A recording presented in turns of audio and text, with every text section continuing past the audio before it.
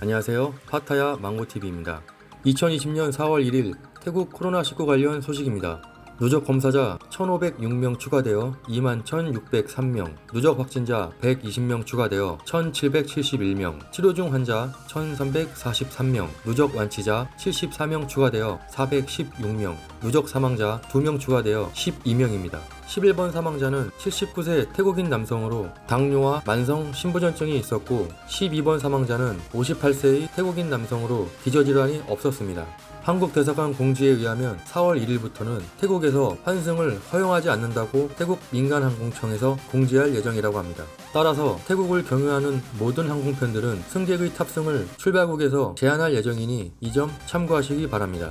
프라윕 총리는 3월 31일 내각회의를 마친 뒤 코로나19 상황을 지켜보며 필요할 경우 비상사태 기간을 한 달 또는 2달 연장할 수 있다고 언급했습니다. 현 시점에서 비상사태 해지 계획은 없으며 상황이 좋아질 경우 완화할 수는 있는 반면 상황이 개선의 여지가 없는 분야는 조치 강화를 검토 중이라고 합니다.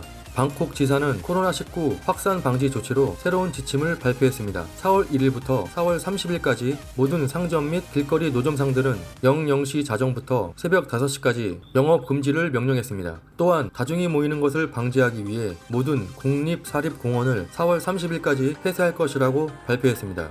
사뭇 뿌락한 주가 새로운 지침을 발표했습니다. 첫째, 편의점은 23시부터 05시까지 영업 금지입니다.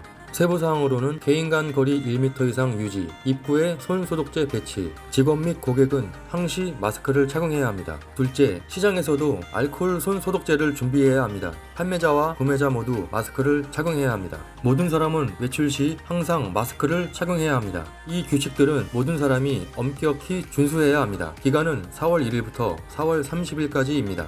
태국 북부지역 매용손주가 통행금지를 발표했습니다. 매용손주는 사람들에게 자신의 주거지 밖으로 나가는 것을 금지하였습니다. 통행금지 시간은 22시부터 04시까지입니다. 4월 1일부터 5월 31일까지 타이항공의 모든 국내 및 국제 노선을 중단합니다. 또한 방콕 항공도 모든 국내선 항공편을 4월 7일부터 30일까지 임시 중단한다고 발표했습니다.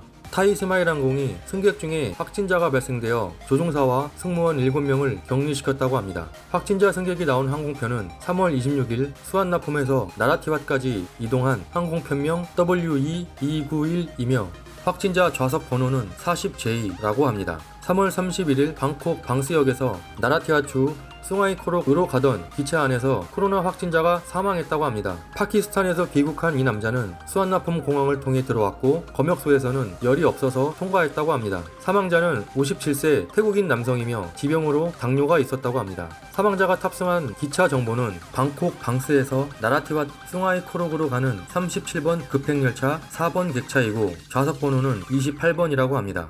태국 현 야당 대표이며 전 공중보건부 장관을 지낸 쿠닝 야당 대표는 자신의 SNS를 통해 프라윕 총리에게 이렇게 말했습니다.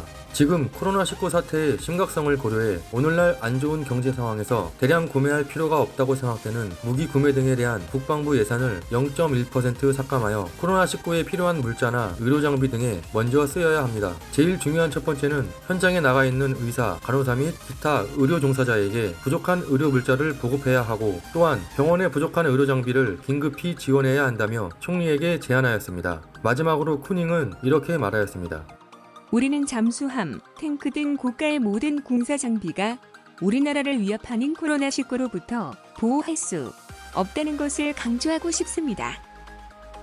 법무부 장관은 2020년 3월 29일 부리람 교도소에서 2,106명의 수감자 중 11명이 감옥에서 폭동을 일으켜 탈옥했고 마지막 남은 타냐퐁을 검거하였다고 말했습니다. 타냐퐁이라는 사람은 2020년 1월 마약의 일종인 메탄페타민 천정 그리고 357 매그넘 권총과 100발 이상의 탄약을 소지하여 체포되었고 마약범죄로 유죄 판결을 받아 부리람 교도소에 복역 중이었습니다.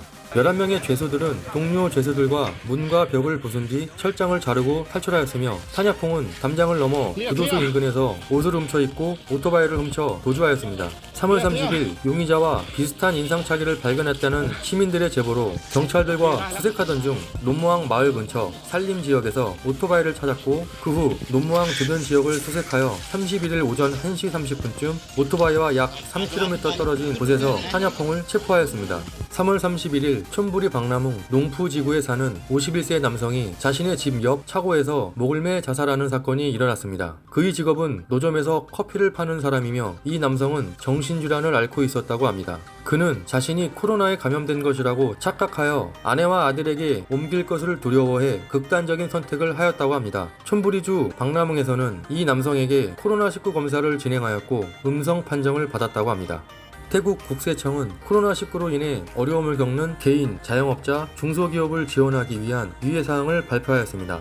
첫째, 소득세 신고를 연장. 둘째, 6개월간 자동차 보험료 납부 연기. 셋째, 기업가, 특히 중소기업 운영자의 경우 최대 12개월간 대출 지불을 유예해 준다고 합니다.